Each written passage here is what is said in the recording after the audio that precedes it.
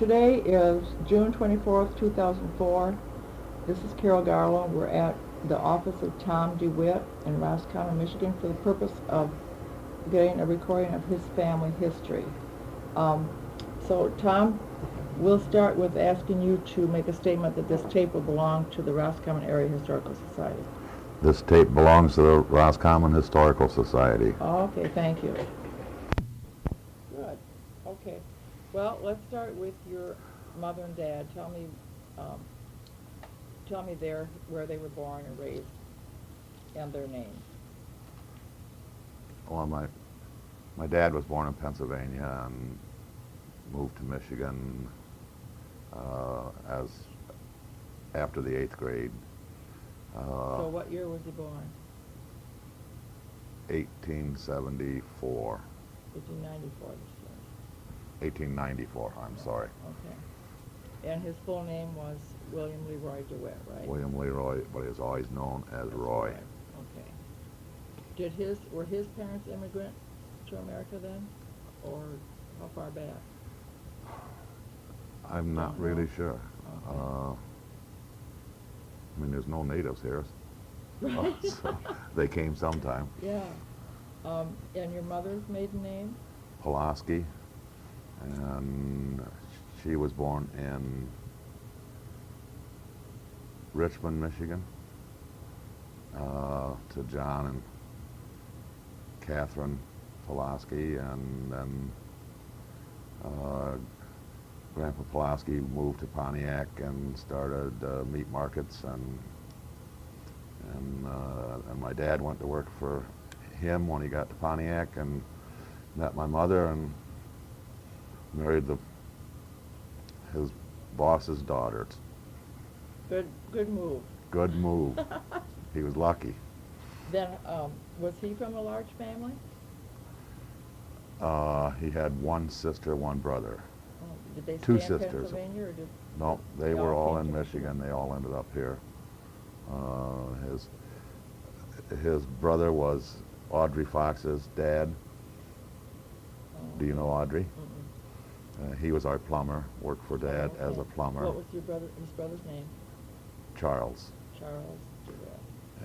And then he had a sister that lived in Luzerne, died in Oh. Luzerne, Oh. and She raised a large family also? no. No. Did the brother My raise a large mother, family? my mother's the one that had They had the all big kids. How family. many children did Charles DeWitt have? 3. 3. So you didn't have that many cousins. You were the cousins. You were big. Oh, we had a lot of cousins because there was a lot of family, but Then how many brothers and sisters did your mother have? my mother had 2 sisters and a brother. And were they in Pontiac area also then? They mostly ended up in the Flint area and stuff to start with, and then California, and I think that, of course, they're all deceased now. Sure.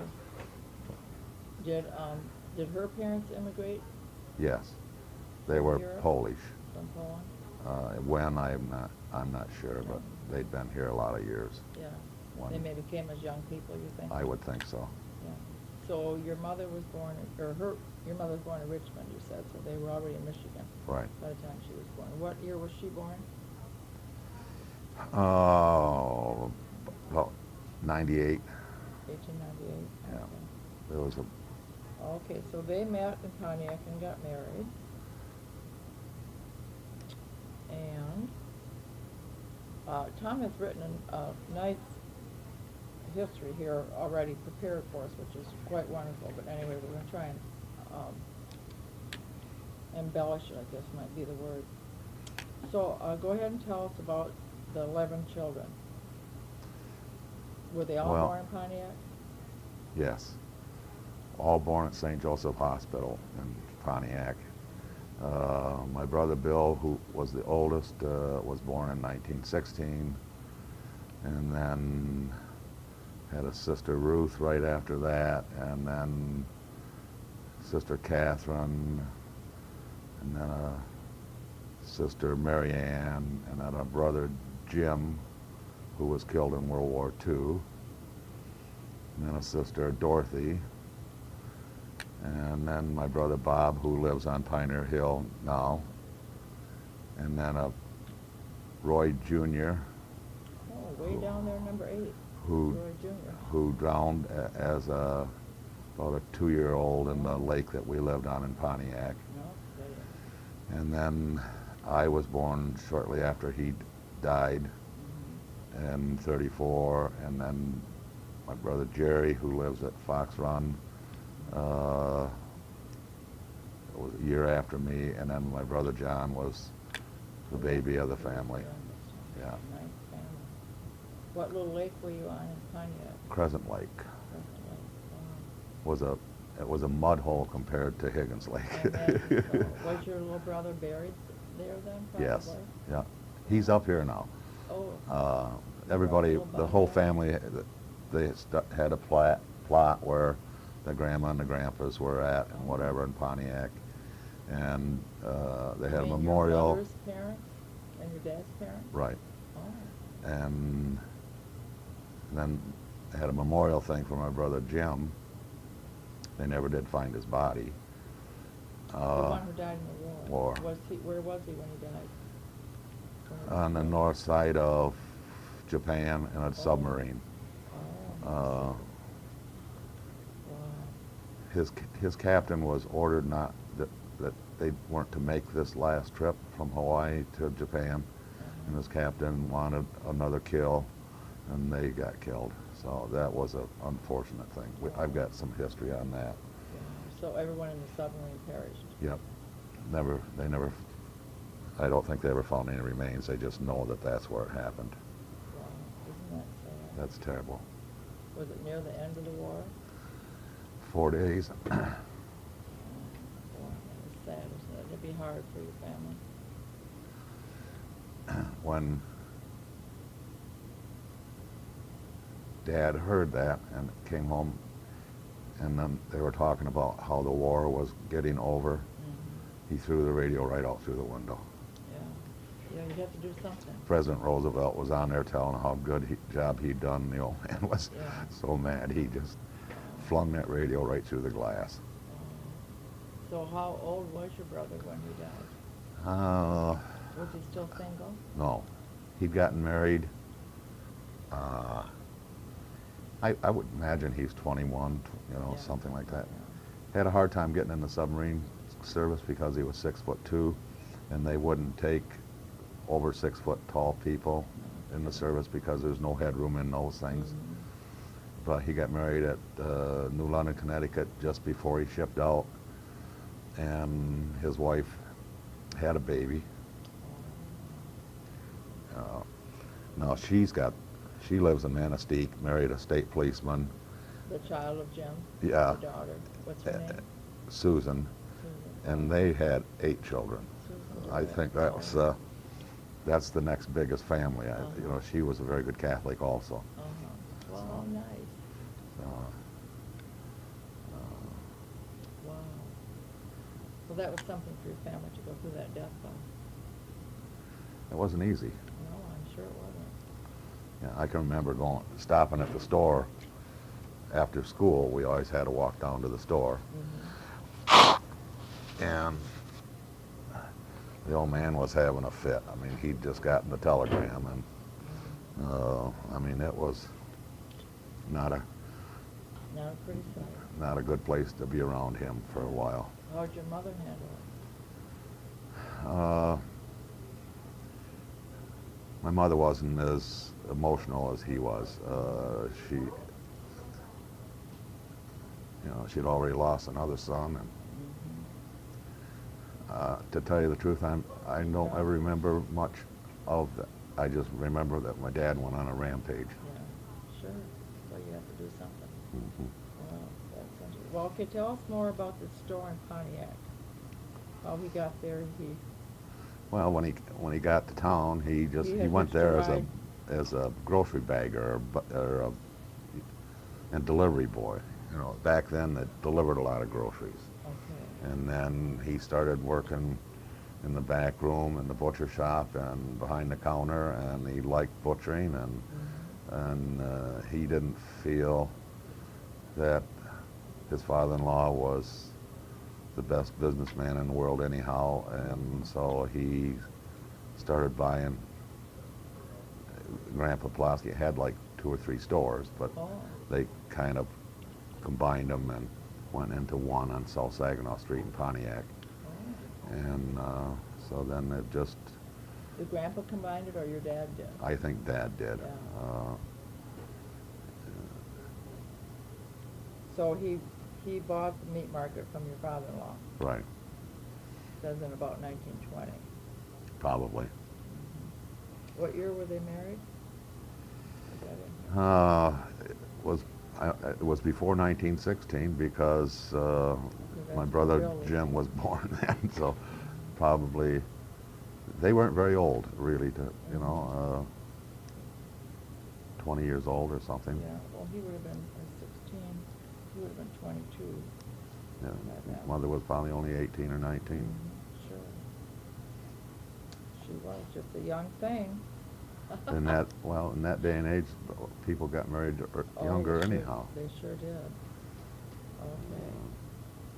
But And so he arrived in Pontiac by hitching a ride on the railroad right, from Pennsylvania. yes. Wonder how he picked Pontiac to get off.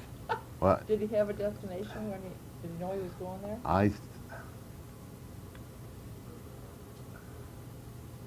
I think that he had Connections. some family. In fact, I don't know when his mother and father showed up in Pontiac, but I think they might have been here then. I'm not sure. Oh.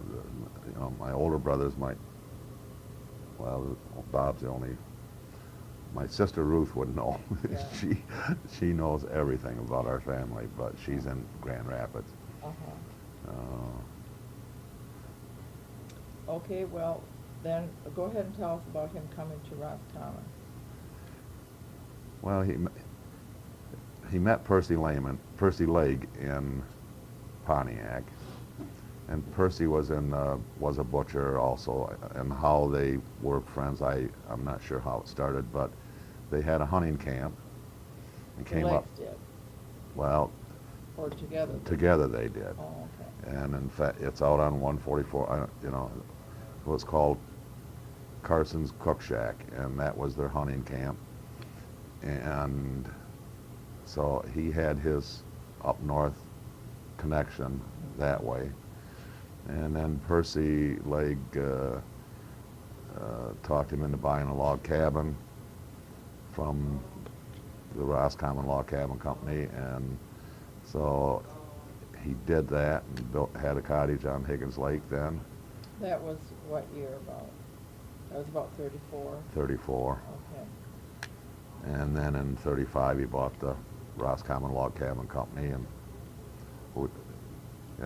moved it to this property. Where did it start? Started on Lancewood Drive over Oh, just a quarter of a mile from from the highway? the highway down that road someplace. Oh. It was on the river side of the road. That's all I was ever told. Maybe it's about where Dave Dory lives now, huh? Probably a little bit past that, I think, but I'm not exactly sure. So on this property is, what is this called anymore? Is this called Old 76? This is Old 76. Okay. At one time, I think this was US 27. I think US 27 came through Prudenville down through here and went up that way. Then they put it on the other side of Higgins Lake, and then this became 76 because there was no road from here to St. Helena at that time. Oh, okay. You had to go through Prudenville to get back to St. Helen, Oh. or out through Keno Corners that way around. There was no this 76 between here and here in St. Helen was not here. Relatively new, huh? So how Probably much acreage did he have here to establish his? 100 acres started with. 100 acres. Wow. But somehow or another, the Rutledge family was involved with this property. I'm not exactly sure. I haven't done I saw a title search once, but So It was- when he moved the company here, away from the river, then what did he start with? just some old sheds and, you know, I mean, a real basic little tiny log cabin office, and then I think mostly what they salvaged from, because they'd had a fire on the river thing, is the machinery and the idea. And Is then, that why they moved it? Because had been a fire? yeah, and the death of Dave Doherty's dad. I mean, it was just they'd had enough. And Dad still remained friends with the ex-owner and whatever, and used his knowledge to build it back up. And then at that time, he still maintained his residence in Pontiac and had his market and whatever, but had a couple guys here managing it for him. And then, Do you remember who they were? yeah, one was Ralph Brackett. He was his office manager and architect, so to speak. Ralph had a lot of family in Grayling, and in fact, he ended up living next door to us in a log cabin that Dad built for him in Pontiac. So Okay. he was our neighbors down there, and we grew up with his two boys. So they had a good relationship. But So about you mentioned previously that he built a lot of log cabins in the Pontiac area. well, because his main sales office was out of his store down there, and So you hauled the stuff from here down there? oh yes, Oh, okay. and so I mean, it was just a great market because those lakes were starting to develop as vacation, and these, you know, these are strict log cabins, basically a vacation home. Sure. People, Sure. and you don't, log cabins aren't built, they're not a subdivision type house. Every house that we've ever built, every log cabin we ever built, I mean, it was in the boondocks, which is where a log cabin should be, because Sure. that's it's rustic, and it should be in a rustic setting, not in a subdivision. Did they start as round logs? Because later they were always square ones, weren't they? No, it was, well, we did go into timber construction, but the log cabin round log was the mainstay. And then actually timber started getting harder and harder to find locally to turn the logs. What the source was for all this. He bought a number of pieces of property himself, and then the state always had sales, and it was all jack pine logs. Oh. And they turned the best. Basically what we did, we had crews in the woods that cut logs all summer, all winter for us. And then, of course, the logs were frozen, the sap was down. All of these were ideal situations for the long life of a log. And then they would come in here basically frozen, turned on a lathe, air dried for a year in a shed and out back, and then processed through. So everything that went out of here was at least a year old, air dried. So it worked. It's a big operation. It was well, you know, we had to maintain cutter sheds, and we moved shacks all over for cutters to live in, and Like how many skidded people it with did horses. you And employ? Must have employed a fair number of people. probably, if you took in consideration all the people that were support people in the woods and with the sawmill and the manufacturing part of the mill, it probably ran 30 people or something. So they had work year round because in the winter. Yeah, pretty much. You know, some people, he tried very, very hard not to lay people off. He'd find something to do, and that's why some of these projects came about, is to keep his people busy. So, but And he used to set up accounts in the grocery stores and stuff for his men to make sure that they had enough, and that, in fact, he wouldn't pay some of them a whole paycheck because they'd stop at the bar on the way home. So they had an account. I know at Mel McCutcheon's Market, they had an open account for certain people that Great. the only way they could get it was to buy groceries to feed their family. Smart move, a little social work there. Yep. And same with the Sure. clothing store, McConkey's clothing store. He had an account there, and so if the kids needed clothes, they could get that, and then So he started this in 35, it says. yes. Wow. And that went till, how many years later? Well, I bought, my brother Bill and my brother Bob and I bought Dad out in 1963, Oh, and then I bought Bob and Bill out in like 70, 72, and in about 1970 or someplace in that era is when the energy code came in to effect, and the log cabins did not qualify as an energy efficient house. oh, Basically because the people that made the standard didn't understand wood, and we lobbied as a log cabin association with a number of other log cabin companies, and finally got them to realize that wood is probably the best insulation thing in the world. The detail on that is too technical to get into, but they screwed up, but they really almost killed the log cabin industry for a period of time there, yeah. until they finally did realize their mistake. But we were pretty well shut down for a couple of years when we were going gangbusters. Wow. In the 70s. Right.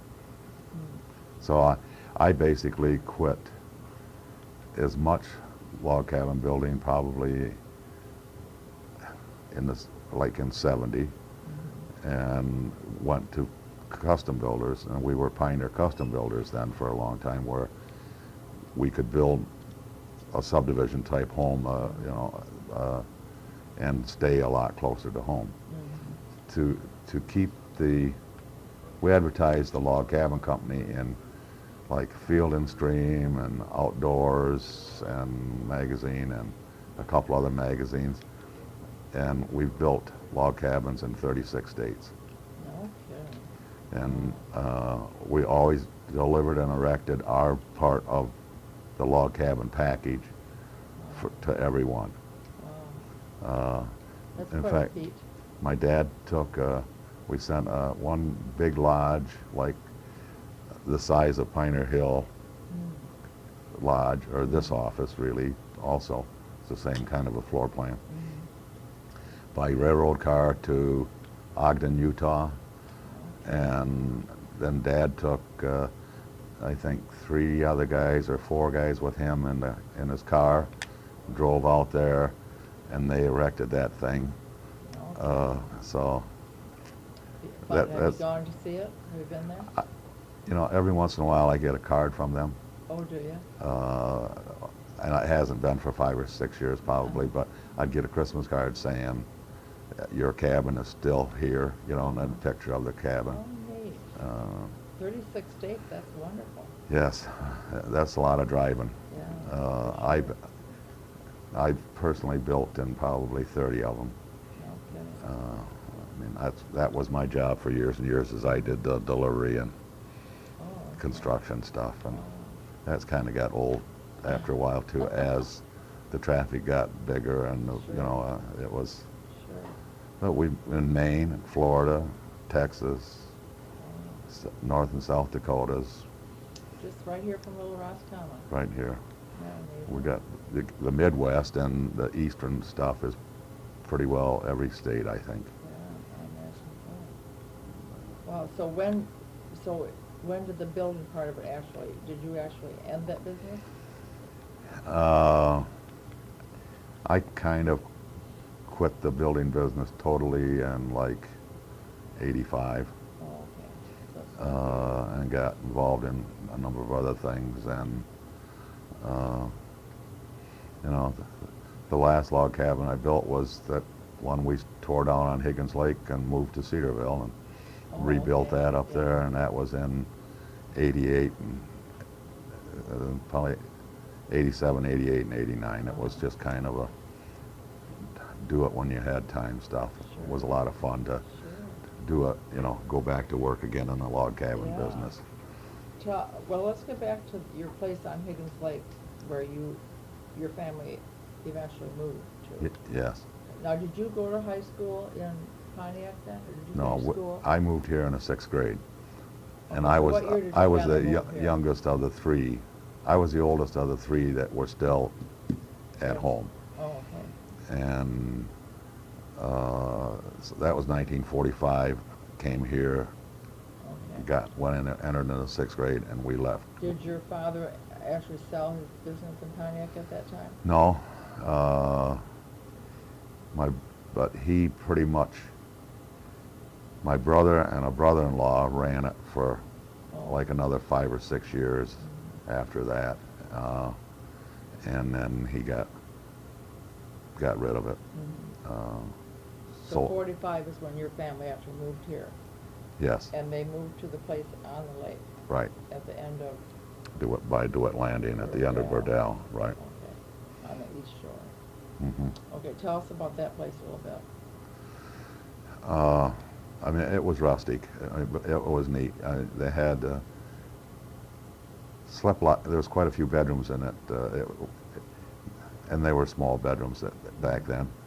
And they were some of the bedrooms had log partitions in between, but then some of them had just a 3/4 inch wooden board screening, vertical. Oh, vertical. And some of those were cedar boards, and some of the knots fell out of those cedar boards, and every once in a while you could see a eye peeking through a knot hole checking you out.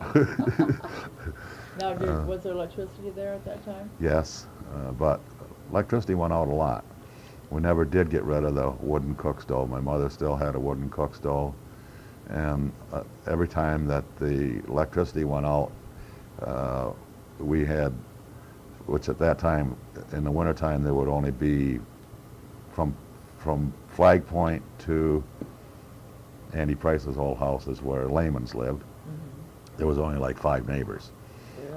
all winter. Isn't that And so they'd all be at our house to use the wooden cook stove to, you know, so, and my mother had I think it was a Maytag wash machine with a gasoline motor on it, and it was a kickstart thing, had a kick thing, and she'd go out there and kick on that job, and away we'd go. And you know, we came here during the war from Pontiac, back and forth in the summer. And we'd have 2 flat tires almost every time coming up from Pontiac, which was almost an 8-hour trip back then, because the roads were not like they are today by a long ways. And besides that, there was a 35-mile-an-hour speed limit for a lot of years. And she could, I mean, she'd just jump out and change that tire, and away we'd go again. But that house served very well, and a beautiful piece of property. So you came to that home for the summertime before you moved in Yes, permanently. right. So you know, but it wasn't that big of a transition for us, Right. And it gave Dad an opportunity to be more involved in hands-on with the log cabin company. Then he took that log cabin, and after he got in the building business, and it had to be, he built a house around that log cabin out of timbers and masonry and whatever, and put a higher roof on it and whatever, and then tore down. We still lived inside of that log cabin, and he had this house all the way around it. Then we tore down that log cabin from the inside and kidding. Isn't that something? It was, now talk about engineering, Wow. that was quite an I operation. guess so. He built an addition on first, and then, of course, so that was kitchen, and so that was pretty stable, but the bedroom area and that area over there was hectic. Wow. Was there a basement under the new part? Under the new part, but Yeah. that's all. The rest of it was on a slab. Yeah. So, Oh my gosh. Who owns that now? Is it still in your family? uh, what's his name? Cooper? So it's not in your family anymore? No. Frank Cooper Oh. and his family. Frank was the equalization director in Roscommon County Oh. for a couple years, few years. I'm not sure how long. Then he and his wife bought that along with their daughter and son-in-law. How long ago was that? Since your father died? Oh yes. Yeah. Oh yeah. No, you couldn't have dragged him out of there until we carried him out. So it had to be 85 or something like that. So your family, none of you moved into it when your father died? No, nobody. We offered it to everybody. It was at that time thought that it was an expensive piece of property. Today, what we got for it and what you get today is ridiculous. But everybody was pretty well satisfied where they were at. Okay, well, let's move on. Tell us about his involvement with the bank. Well, when he started banking here, it was kind of or at least he felt it was, kind of run by the seat of their pants. And so he somehow got on the board of directors. I'm not sure how that takes place or took place at that time. And again, things weren't going like he thought they should, so he talked Percy Lehman to come in here, who was a more sophisticated banker from being involved with the Pontiac State Bank, and was a little more modern processing and whatever, to come up here and as head cashier basically was the manager, the operating manager for the bank. Oh. And then of course Percy went on to become the president and chairman of the board. And Okay, so then, so how did he happen to start the Pioneer Hills? And tell me about what that sports club all was. he just He built it beautiful. he liked this. He liked that view. Of course, from where we lived at the lake, when you came up over the hill, you can see the skyline. You can see the whole thing. And he just had a vision that, because there wasn't any other ski parks around, Skyline was the only other one that was even in infancy, and there was no Nubs Knob and Boyne Mountain and all that. None of that stuff was up north. So he just thought a family recreation thing in the wintertime, which everybody kind of gets cabin fever here in the winter. They needed something to do, and the community really didn't have any building where you could have a party, and so he felt that was the site that he wanted. So he went ahead and built that lodge, and Did he have put to in. buy all that land from one person? Or was it? It was a number of people, but some of it was from Carlson. I think there was two Carlson brothers involved with some of the property at the foot of the hill. Who owned the top, I'm not really sure. But it was kind of interesting because when he bought, I think it was Elmer Carlson, which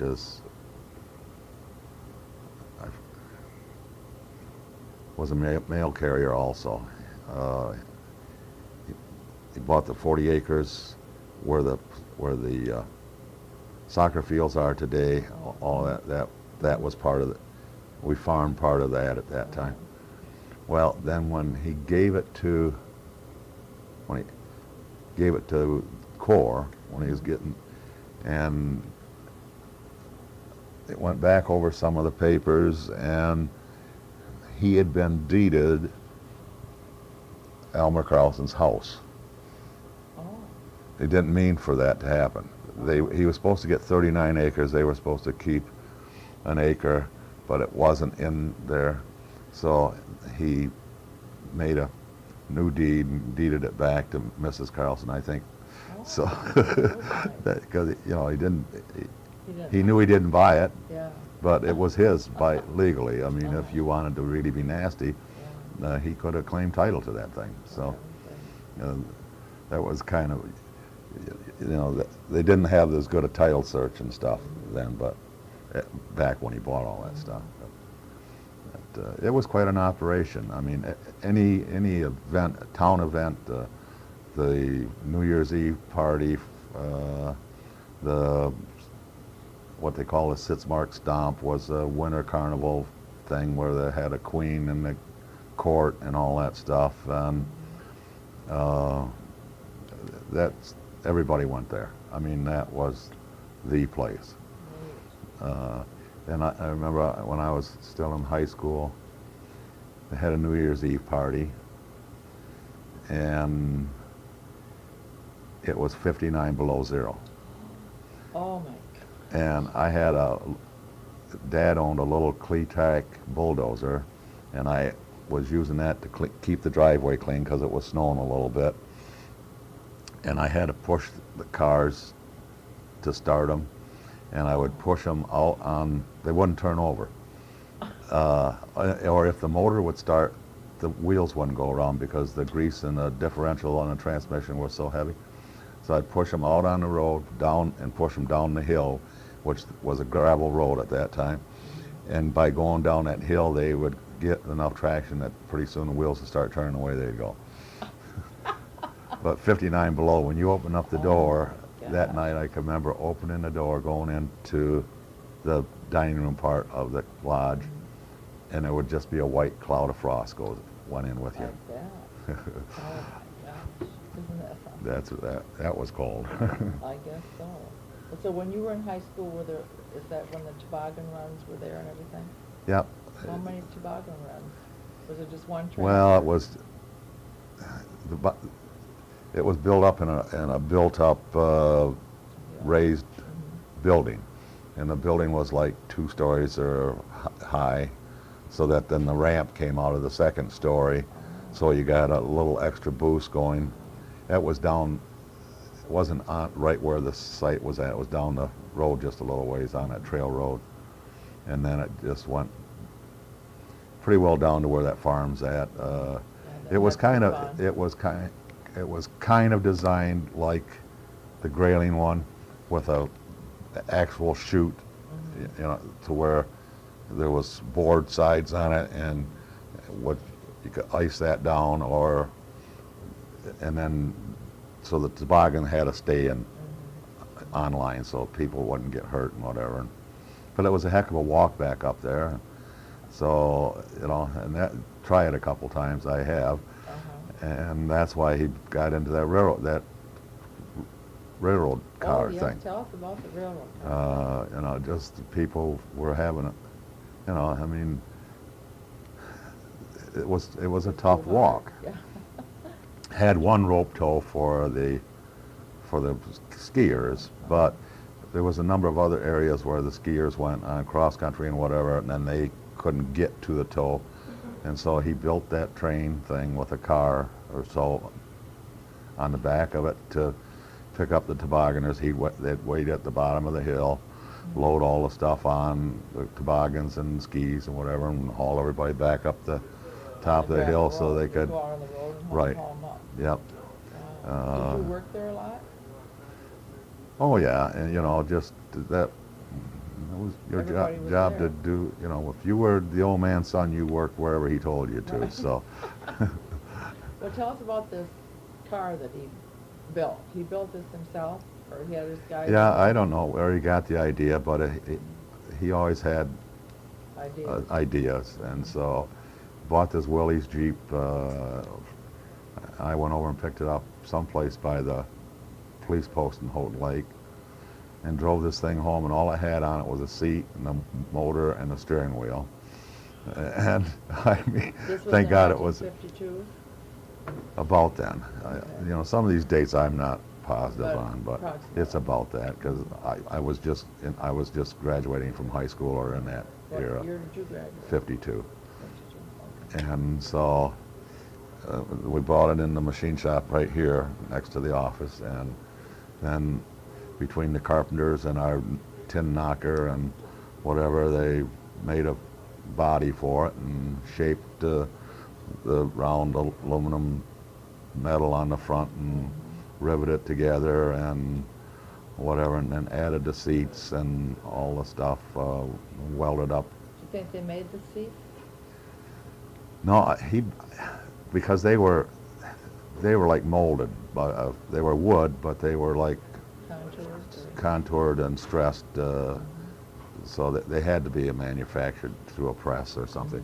They were like and I'm not sure, but what he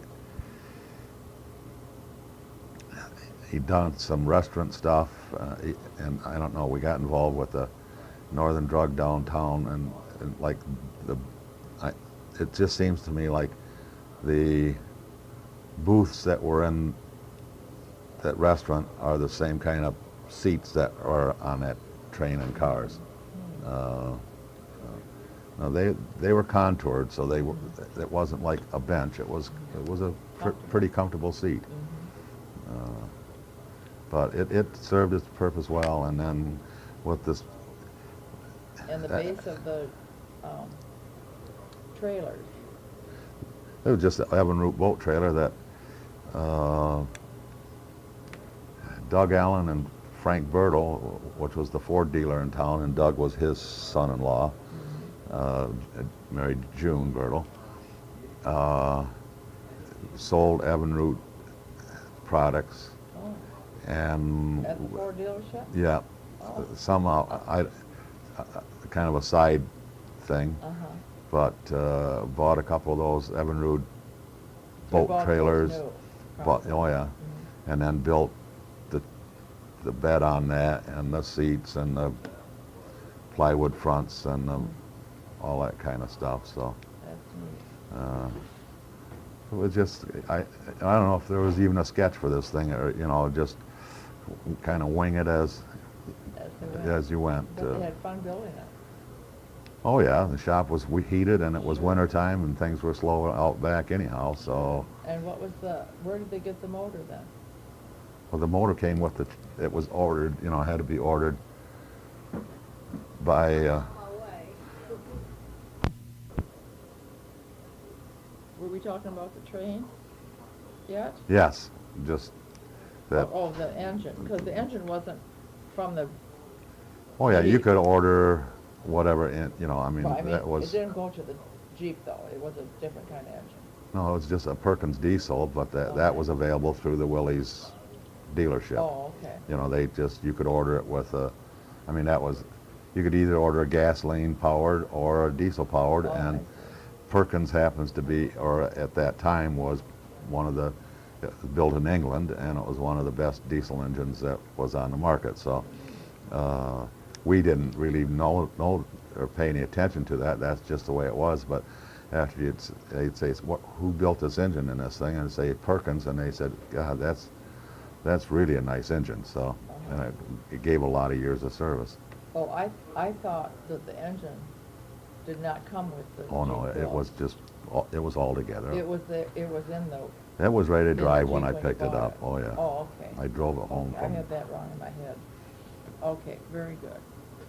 Okay, well, we did a little bit of the bank, and so the Pioneer Hills Ski and Sports Club, then he hired, or family people ran that in the wintertime, then what was it in the summer? Well, Alma Beatway was the cook out there for years and years. I don't know if she worked at the school for some years, and then she was a heck of a cook, and she ran the kitchen. We had he brought I, So it was used for weddings and oh banquets yeah, and all that kinds of sort stuff. thing. But then he also brought I think they called them displaced families at that time from Europe. Oh.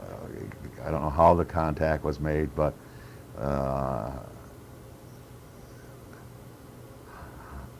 I know his name was Heinz. I can't remember his last name. But he was a ski instructor and whatever, and so Dad moved their family from Europe to here and provided them housing here, and then he gave ski instructions up there, and so Can't think of the last name. I will later. Okay.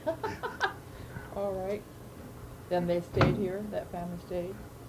Then they moved to Saginaw, and there was a ski park down there that he worked at, and then he Oh. worked in in a ski place and whatever, and we lost track of him after. But they were here for Like how many years? quite a was few it- years.